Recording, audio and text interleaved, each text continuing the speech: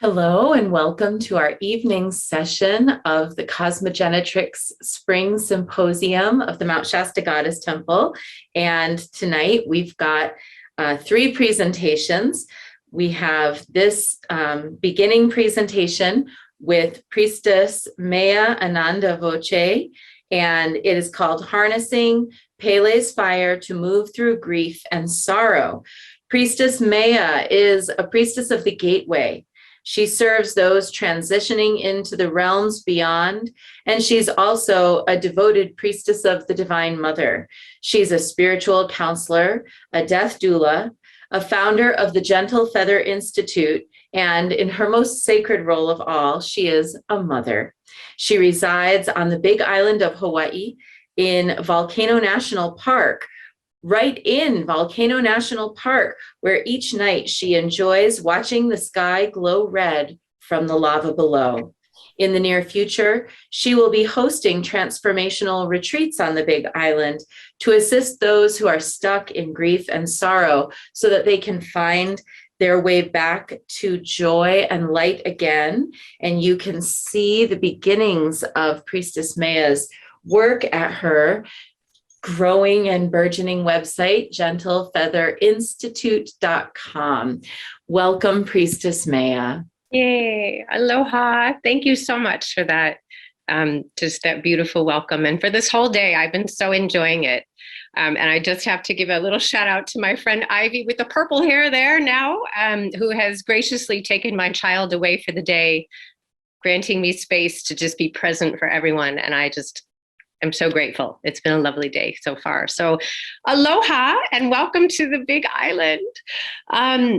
What I'd love to do, I know it's evening by you. You can still see it's bright daylight here and it's been a gorgeous day. I just want to invite you into this energy and really just take a breath. You've just had dinner, and wherever you are in the United States, just really ground into this energy. Because when we talk about Pele, and I have created my own kind of PowerPoint, so it's called this kind of PowerPoint. just have some props to show you. When we talk about Pele, we talk about the island. The two are the same. So I want to invite you into this energy. Just take a moment. Some of you have been here, as I know. Some of you have been here many times. It is a very unique energy. And having moved here from Sydney, Australia, which is the polar opposite energy, it really took me and my daughter, some time to adjust. We were dizzy and spinning, and it's just such a vibrant energy. And coming to you live with this full moon energy, I'm just buzzing today. So I've just been trying to ground, and it's just not happening. So anyway, I'm going to start with a chant. I'm not going to tell you what it means right away, because I'd really like you to just invite you to close your eyes, really sink into what the singer, the priestess, is communicating by sound, just by feeling. And then I'll tell you what I intuit it to mean after. So this is my one screen share, which I practiced. Okay, so we go on the top, right, Yashe? Go down to the bottom. Go to the bottom, screen share. I got it. Okay. And don't forget those two little buttons. Yes, thank you. I was like, so much for practicing. Okay. Whoops, we don't need that. Hold on. All right, make big and go. So I just invite you to listen to this beautiful chant, this beautiful prayer together.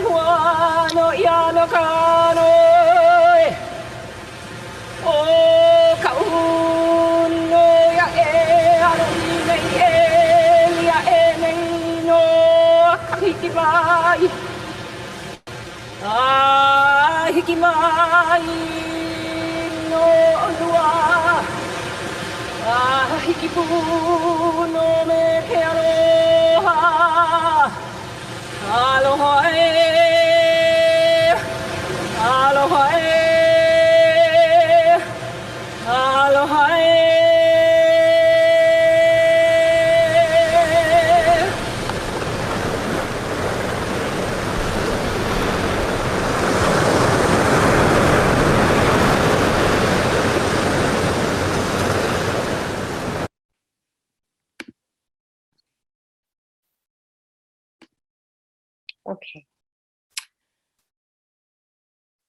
For whatever reason, that truly moves my heart. I always have tears when I hear that particular person singing this chant. And I believe truly that I've had many lives in this space because this feels just like home to me. It's a coming home. So with the full moon emotions going strong.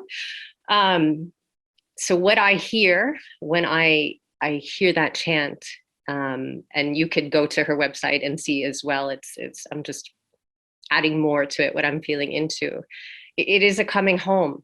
It's a prayer of thanks. It's saying, you've called me here, Pele, you have called me here, to this beautiful Hawaii, to this beautiful Aindane. And I feel nothing but love. Nothing but love I offer you, just as you offer me love.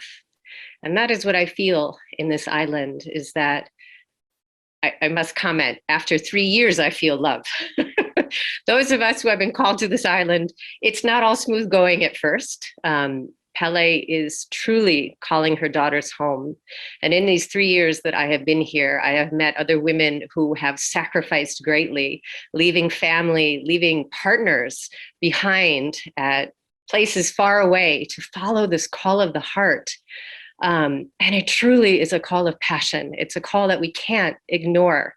And some of you know a bit of my story coming from Sydney. My husband was killed 3 years ago. So it has not been smooth sailing to get here. But when Goddess calls us, no matter what form, we listen, don't we? As her priestesses. It's not possible to ignore that call. Otherwise, we would not be priestesses and witches and healers, all that we are. And the time right now is just so in alignment, isn't it? With these 2 years that have passed and this new energy that I'm feeling, this new vibrancy, there's this an urgency of calling her daughters home and really standing into your work. So I pause for a minute on there. So a coming home, that's what the chant is. And that's truly what I feel. And I'm guessing that all of you in your spaces are feeling that a bit as we settle into this new age, leaving COVID behind and moving into this new era. There's a bit of that. But of course, as we always straddle between two lines, we are straddling two things, lots of weight we're still carrying, right? So, okay.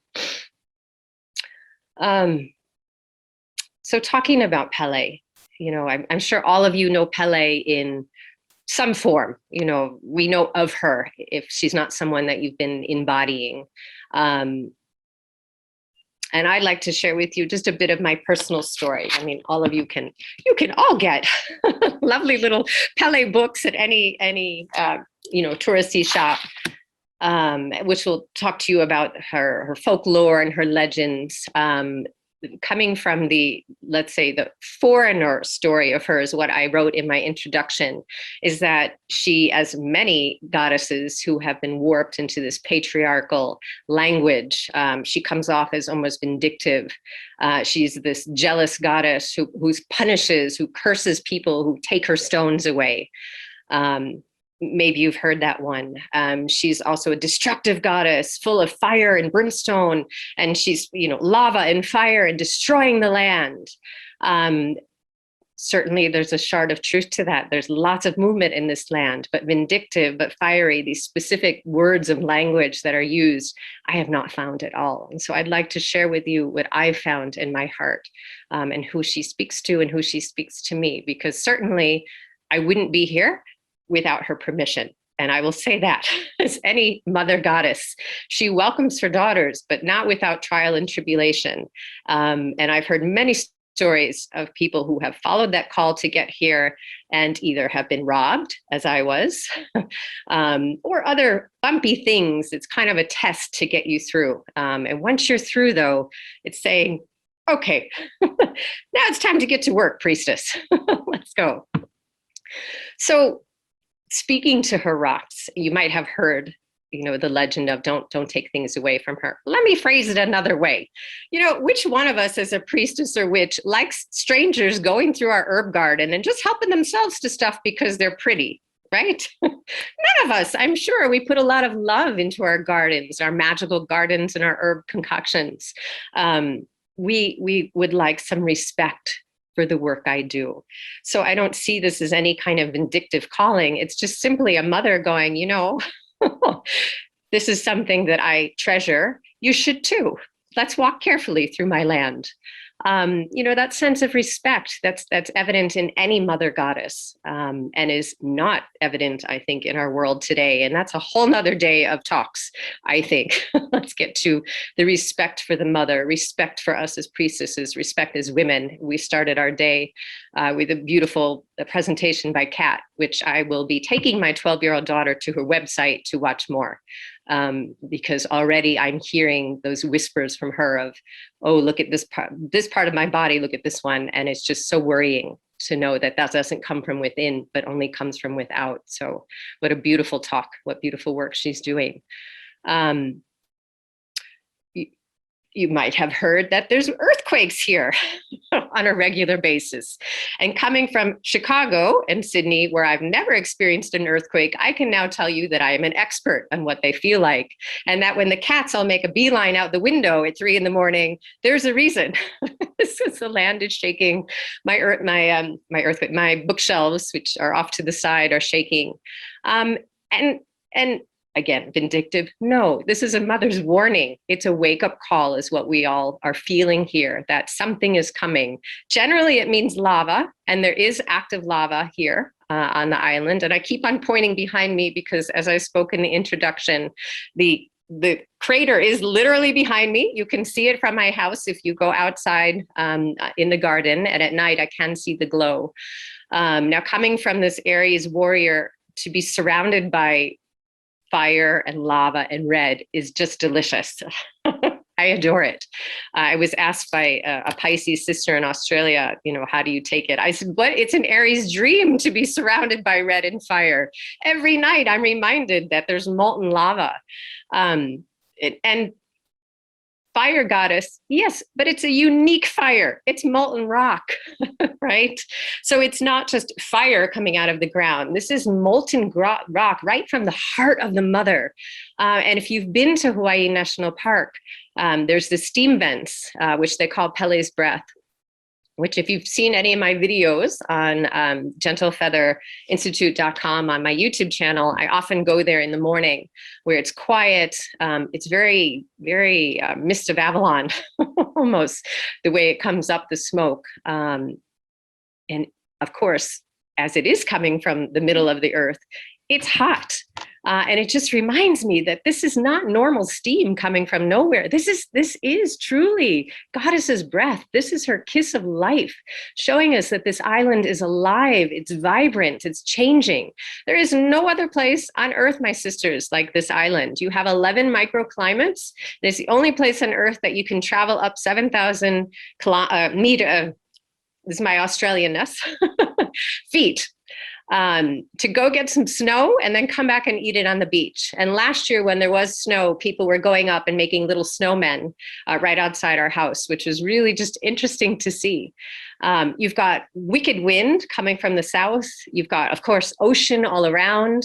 We have the fires of Pele. It's all happening on this island. You've got it. If you have trouble embodying the 4 directions or the 4 elements, not here. It's all around you. It's alive. It's vibrant. And I bring this up because to me, that is Pele. And I have my other prop. She is vibrant. She is alive. She is moving. Yes, there is destruction. What mother goddess is not altering something? Who here as a mother has not birthed something? Birthing is not a simple process without pain and tearing and blood. It happens to create. That is part of the creation process. So again, after 3 years of really adjusting to this rhythm and really connecting with Pele, let me back up one sec, because when I first came here, I have worked very much with Kalima. And when my husband was killed and all of that happened, I truly felt her hand in this, ripping the carpet out from under me and going, all right, now what are you going to do? You asked for some change in your life. Her energy is that kind of energy. It's swift, it's sudden, it's fierce. And kind of lumped her and Pele together when I came here. But I'd like to clarify that now. because I don't see that at all with Pele. With Pele, it's more of the energy here. So you have a small child as a mother, and you see the child trying to do something, and you know in your mother's heart, it's not going to quite work, whatever they're doing, drawing something or building some Legos, but you don't interrupt because that's part of the process, right? And the child goes about doing what they're doing, and you know how it's going to end up. You can see let me know if the internet goes out, because that's the other thing when you have lots of fire and lava, the internet is not the best. So sisters, just let me know. But you see the child struggling and you just stand back. You give them space.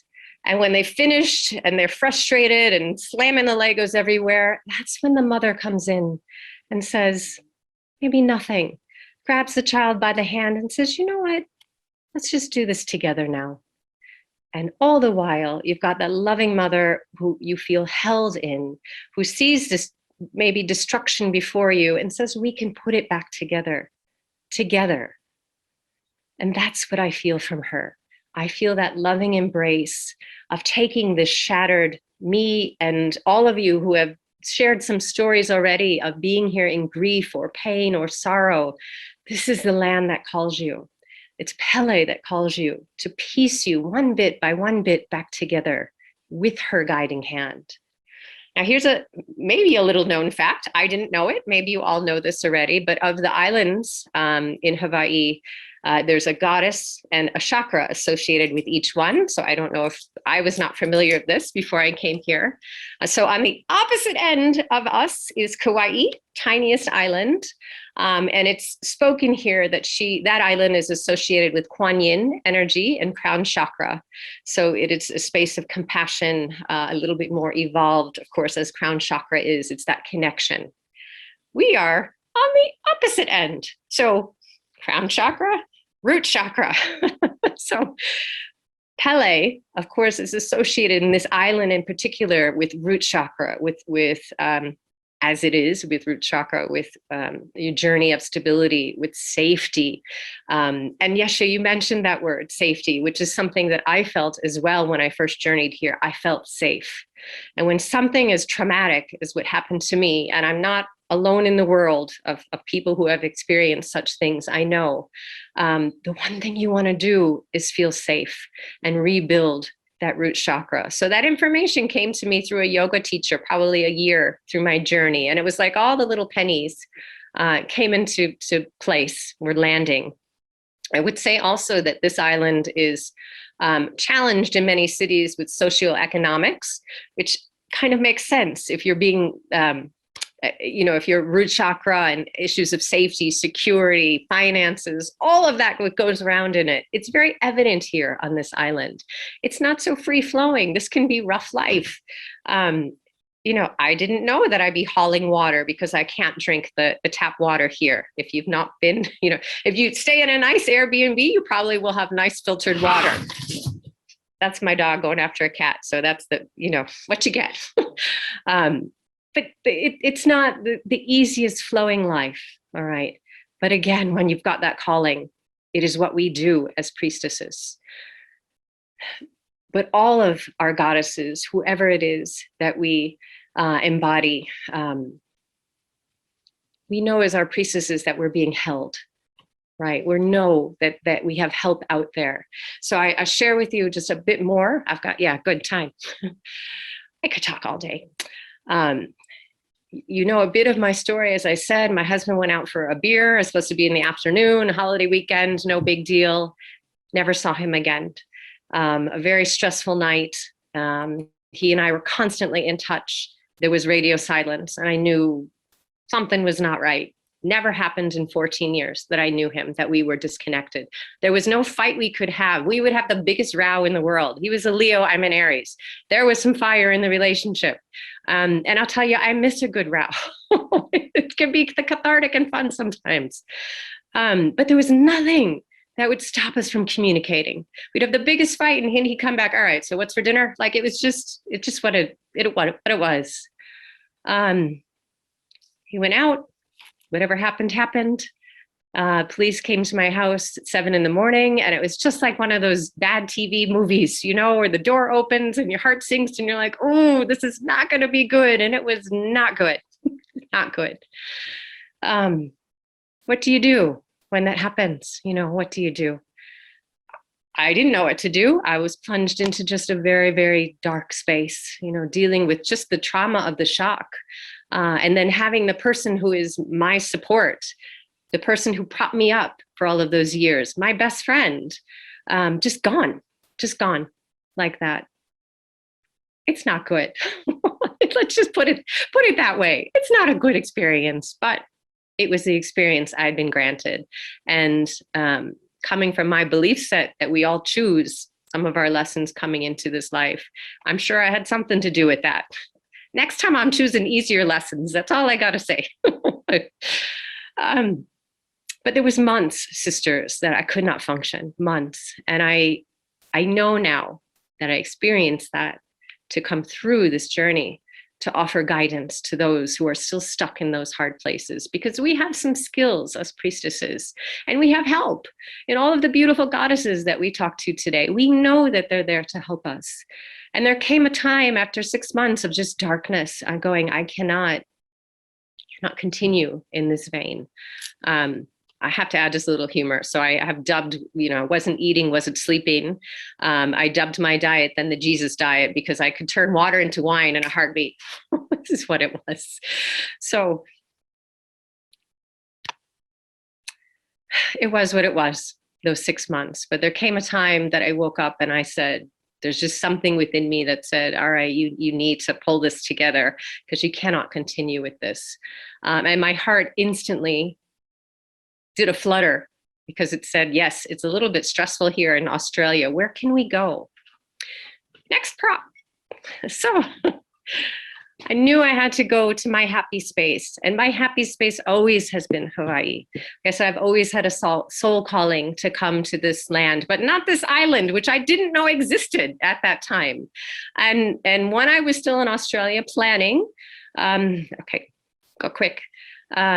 I wanted to go to Kauai because that's what I knew. And I knew I'd feel comfortable there. And then my little brother, younger brother, he's not so little, he's almost 50, but he's still my younger brother, called out of the blue and he said, you know what? You shouldn't go there, because we had just done a family retreat. I had memories of Pete on the other islands. He says, why don't you go to the big island? And I said, is there a big island? I really didn't even know at that time. And he said, yeah, it's a big island. And I know this, sisters, those moments in time when it's spirit that speaks through someone to you and says, whoever you are, priestess, pay attention. And he said my magic word. He said, yes, because the Hawaiians think it's sacred. It's sacred to them. And sacred was my magic word. In fact, Mea, and one name of Pele is Pele Ho'onu Mea, means sacred in Hawaiian. It also means red, which also works for me. Each Hawaiian word means many, many things depending on context. But in that context with Pele, Pele Ho'onu Mea, means Pele of the sacred lands. So see, there was a reason 15 years ago that name popped up, and it's all just kind of coming together. So when he said that, I listened, and I said, in true Aries fashion, okay, let's do that. So I went, dragged my daughter, who was just happy to go on a trip at that point. But I knew that it wasn't a holiday. It was a sacred calling to go and visit Pele. And so that's what we did. We went to Hawaii National Park, and just started to have a wander. And the space opened up before me. It was pre-COVID. It was wicked busy, tons of people all around. And as we were walking, I felt the energy shift. And I know you all are familiar with that feeling as well, when you're walking into sacred space where there's been ritual, space where there's been, prayer, meditation, and the path opened up. A view of the crater became evident, and there was a sign that says quiet meditation space, and I could just feel it. I knew it without that sign, and I'm sure some of you have been there, that this was the space. So I sat down, much to my young 9-year-old daughter's chagrin, who was hot and tired at that point and wanted to go anywhere else but by a boring crater. I said, no, we've come a long way. We're going to sit here. And I just opened my heart and I said, Goddess, Pele, please, it's just too much. I need to move forward. I need to move forward for my child. I need to do the work I'm meant to do. And it's not just sitting in this depth of grief for the rest of my life. I know that. Please, can you help? And I bore my soul and heart to her. And in that moment, first I had the words of one of my mentors from years ago who said, always be careful what you ask of Goddess, because she always hears you and she always will answer. Maybe not in the way you think, maybe not in the timing, but she will always answer. Pele answered because a rush of energy came through and I knew things had shifted. I knew it. Followed by a very simple but powerful message that said, Maya, just let go, just let go. But teach others to let go as well. That was, I don't want to say the price for that healing, because that's not the right energy, but it was saying, I will give you the space to breathe because I can see that's too much. But now go forward and help others, bring others to me, to this space. And that's the flip end of my presentation, is that Pele is here for all of us to offer what we have to offer. She's here to listen in this vibrant state of youthful passion, almost it feels like, to bare your soul, to offer your grief, to offer your sadness. And those of you who mentioned that you're in a space of grief, maybe didn't even think about it at the time, but here you are, right? Or there you were at the time. So what I've understood connecting more with Pele is, this is what she'd like. She's calling her daughters home now so that she can help get to the next step. All of us sisters are carrying so much, as presented by Kat this morning, the image of our bodies, that sense of less than, so many struggles, that sense of duty, obligation, which is what I have carried through my Sicilian Catholic family for years and years and years. We don't need it anymore. Each of us has a beautiful purpose, right? Each of you has this beautiful calling in the world. Let's go out and do it, but not carrying this 50-pound weights. So that's what I feel is my soul calling right now. And the gift that I've experienced, not a quick path, mind you, this journey through grief, I'll just say it is work, but it's work of transformation. And that's what Pele offers us. She offers us that gift of transformation, of rebirth, of recrafting. The journey of grief, when you lose someone so close to you, no matter what name or what title that person is, you lose yourself. When that police officer came to my house and said, your husband is dead, what he didn't tell me was you also are. The you that was wife, the you that lived in that environment with those experiences, that for you is done as well. And lots of emotions come for that. So I'm here and have created, with Yeshe's help and all of your support, Gentle Feather Institute, which is the journey of grieving, but moving through grief. It's too easy sometimes to sit in that grief. Okay, 30 seconds, I see. To sit in that grief and get lost in it. And I call it the hall of memories.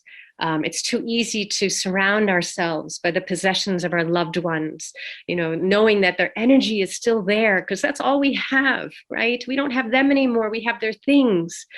But the flip side of that is we can drown. We can drown under that energy, drown in that space of memories, and nothing new grows in that space. Nothing.